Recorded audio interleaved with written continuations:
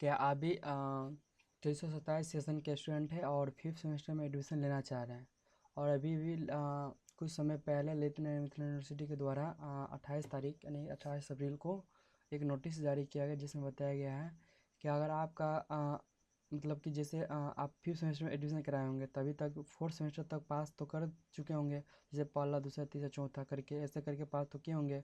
तो उसमें टोटल कितना क्रेडिट होता है? 80 टोटल मिलाकर, चारों सेमेस्टर को मिलाकर 80 क्रेडिट है, जिसमें से आपको 68 क्रेडिट प्राप्त करना अनिवार्य होता है।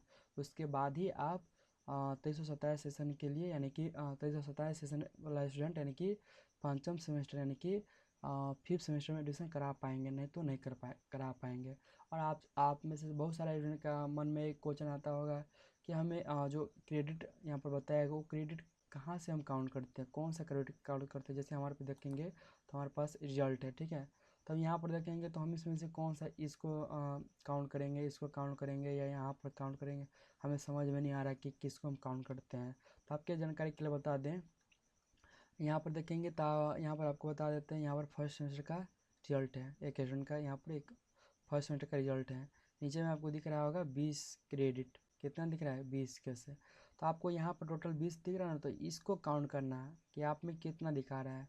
और ये आपको चारों सेमेस्टर मिलाकर 68 पूर जाता है, तो आप क्या कर पाएंगे, यानी कि फिफ्थ सेमेस्टर में एग्ज़ाम फॉर्म जो भरा रहा है उसमें आप एग्ज़ाम फॉर्म भर पाएंगे और आपका एग्ज़ाम भी हो पाएगा और एडमिशन भी हो पाएगा।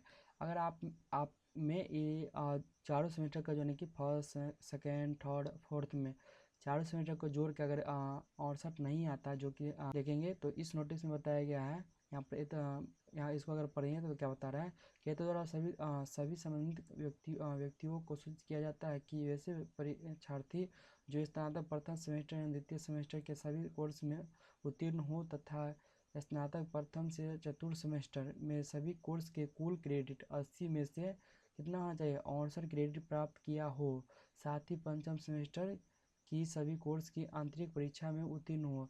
अगर आपका इतना भी है लेकिन आप क्या किए हैं कि जो इंटरनल एग्ज़ाम होता है स्कूल में वो आप पास नहीं किए होंगे, तो उसके अनुसार बताऊँ वो भी आप पास होना अनिवार्य है।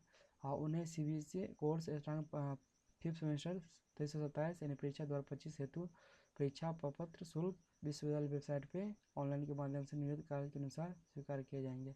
कहने का मतलब है अगर आप इंटरनल एग्ज़ाम प्लस में इतना क्रेडिट लाए हैं तभी आपका एग्ज़ाम हो पाएगा, ठीक है, और एग्ज़ाम में आप शामिल हो पाएंगे। तो आपको ऐसे बता ही दिए कि आपको किसको काउंट करना है, कौन सा क्रेडिट पॉइंट को काउंट करना है, तो आपको यहाँ पे दिखेगा इसको काउंट करना है, ठीक है।